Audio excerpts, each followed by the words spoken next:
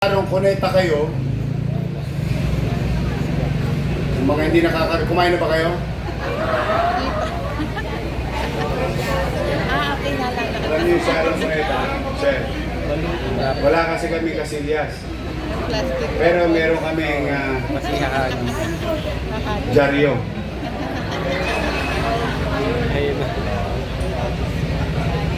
Lagi namin ipinalalangin, sana tibihin kami. Kasi pagka medyo malambot,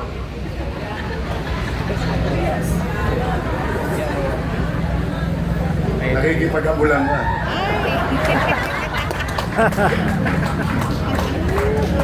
Eh pagka medyo solid, madali lang.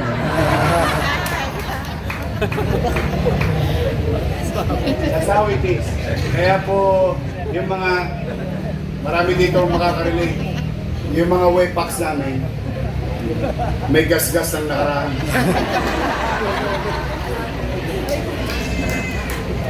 Kaya ang pinakikiusap ko, pag nabigyan kayo, huwag niyong dugyutin. Dati-rati, ininyanyanggan nyo lang dito sa kalsada. Eh ngayon, ang ganda eh. Parang basketballista yun nasa 3rd floor, 4th floor, 5th floor eh. Sinushoot lang eh. Ando sa bubong ng complex eh.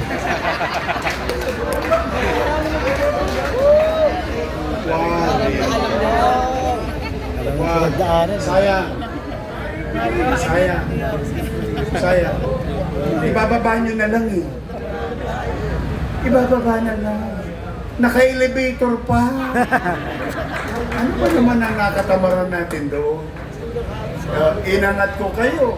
Itinaas ko ang kalidad ng katatayuan ng pamumuhay ninyo. Kaya lamang, hindi naman ako nandiyan ng 24 oras sa nangka nyo, sa wakalin nyo. Ang pagtataguyod sa buhay at pag-angat sa buhay ay may pag-angat din sa kaisipan. Yung mindset. Saan ka nakakita? Sila binabaha. Ikaw. Musta kayo dyan, Brad? Diba? Mataas. I mean, sayang. Sayang. I can only do so much. But if you will not change among yourself, pag hindi kayo nagbago sa inyo mismo, para sa pamilya ninyo, wala na makapagpababago sa inyo. Kasi sayang. Sir, katuwaan lang. Ito Creva, talaga sanay sila sa construction. 42 square meter, 2 bedroom, Manila.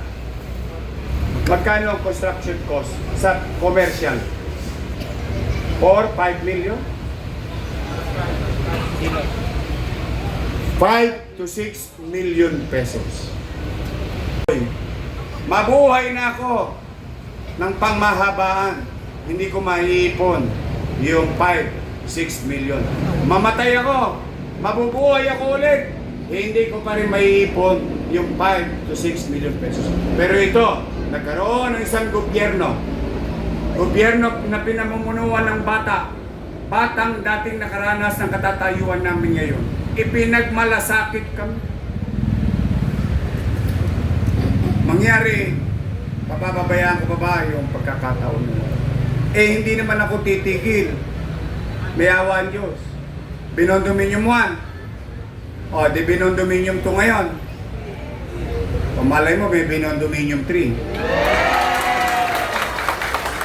May binondominium 4. Pati yung mga nakatira doon sa gilid ng ilog sa ilalim ng tulay na ilang beses nang nasunog, nakita niyo yung katatayuan nila doon. Ha? Ano doon? Araw na dadaanan ko yan. Hindi ko yan ikinikipit balikat lang. Kaya lamang, sa hirap ng pananalapi ng lungsod, pero makikita ninyo, hirap na hirap na tayo. Bakit halos kalahating bilyon mapupunta sa squatter? So-called squatter. Mapupunta sa mahirap. Bakit kayo naging prioridad? Kasi sinabi yan ni Magsaysay. Inabot ng mga lola ko to. Shout out sa nakaabot kay Magsaysay. Sabi ni President Magsaysay, those who have less in life must have more in law. Kaya, pinakikiusap ko, Ay, mga taga-pinondominium mo, paano nyo na lang? Total, wala naman ang HS kayong dala. O kasi may banyo na. Nyanyanggay mo, patubig-tubig ka pa ngayon. Dati nga, dyaryo lang, nagkakatalo kayo. So, linisin nyo pag malasakit ito. This is for you. This is where we, as your mayor, as your vice mayor, and members of the Sangguniang Panglungsod, Mayle Atienza,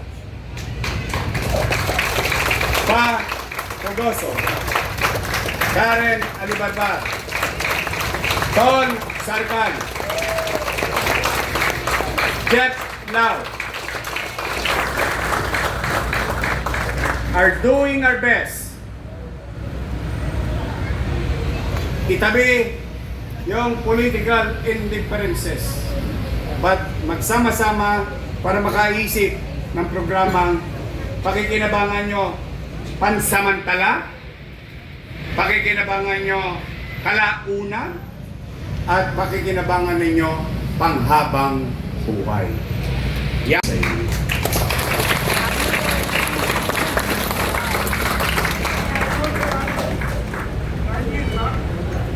9 years, nagsabi na ako kapon.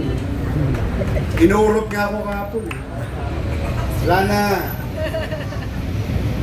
Gusto niyo pa ba ako umalis? Na! Uy. Kahit bigyan kayo ng JO ng kalabang ko?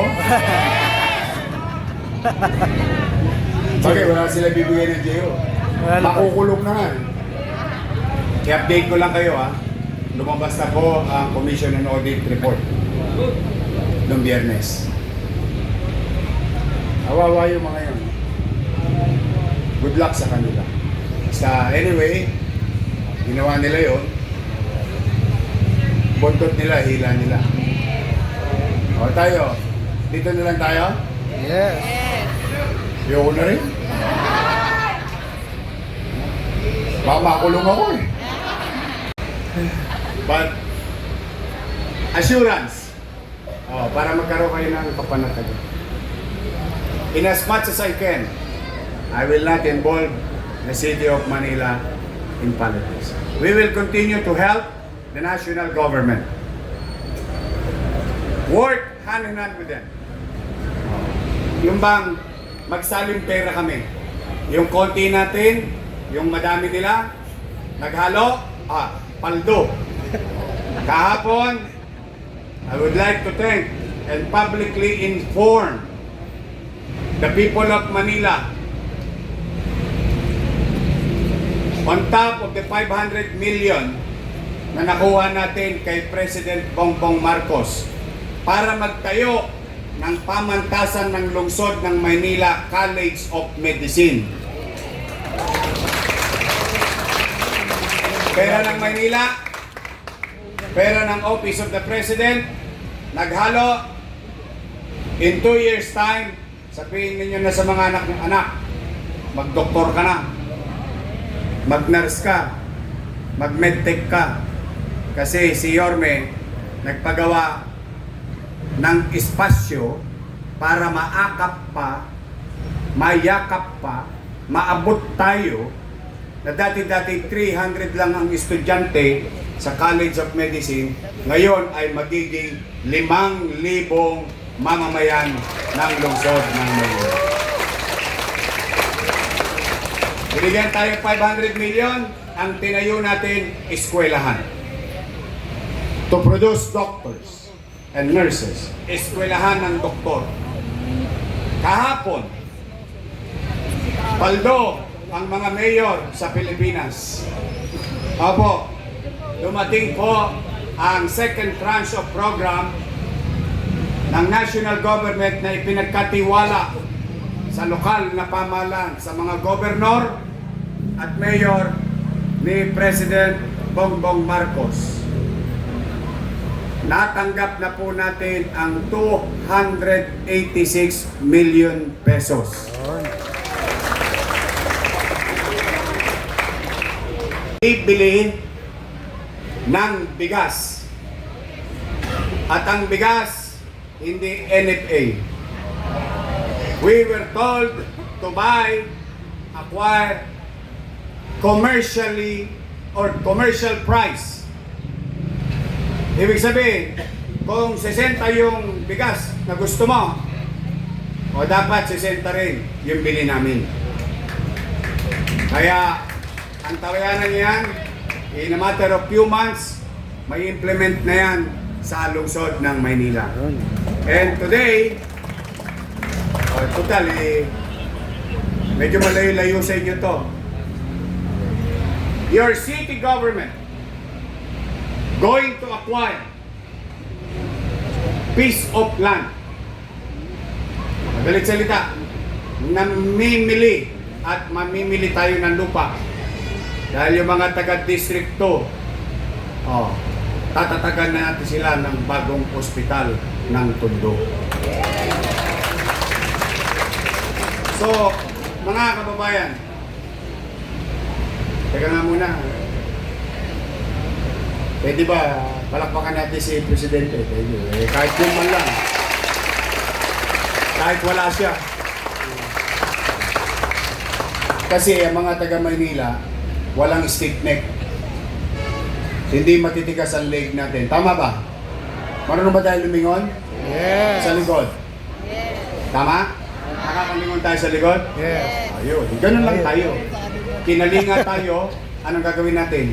Pasalamatan. Kalingayan din natin. Tama, mali? Minahal tayo, ano ibabalik natin? Mahal. Exactly. Ganun lang. Doon lang tayo tutungo. Kaya pumanatag kayo. Sa gate lang ako sa 2028. Then, ano na to?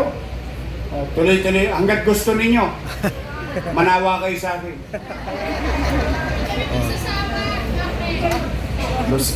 Gula-gulanit na katawan ko. Kakasimsim ng mga lolo-lolo. Ang lolo-lolo ko, I love you. Sa ating Engineer Andres, Ed ng Muso, mga barangay chairman, kagawad, thank you very much sa inyo. Again, Vice Mayor at ang ating congressman na hinihingan ko ng payo at katulong natin sa paggugobyerno. Congressman Amado Bagaching. Kaya, pansinin nyo, ang toast gas natin, piyahe-piyahe. Consultant ko, Bombay. Mga nanay at tatay, mga batang Maynila, mga barangay official, future beneficiary, pumanatag kayo. Bagamat hirap na hirap kami financially, lagi kayong may kilya sa saranggola. Lamang kayo lagi. Sapagkat ang Maynila sa panahon ko nung una at sa panahon ko ngayong pangalawa ay mananatiling mamumuhunan sa MBN. Minimum Basic Needs. Housing, education, healthcare, and jobs. Doon lang. Malaking bulto ng pera doon sa maliit na resources ay tutugon sa apat na yaon. Doon tayo mamumuhunan dahil doon ang paniwala ko. And I may be wrong, but I will let you to be the judge. Hayaan ko na kayo ang manghusga. Ang paniwala ko, ang gobyerno hindi niya kayang payamanin ang tao. Pero ang gobyerno kaya niyang pataasin ang antas ng pamumuhay ng kanyang mamamayan at nasasakupan. So muli, magandang araw, mga senior, magkikita ulit tayo, malapit na payout. I love you. Mag-iingat po kayo. Maraming salamat at pagpalain nawa kayo ng Kong May Kapal. Manila! God first, thank you.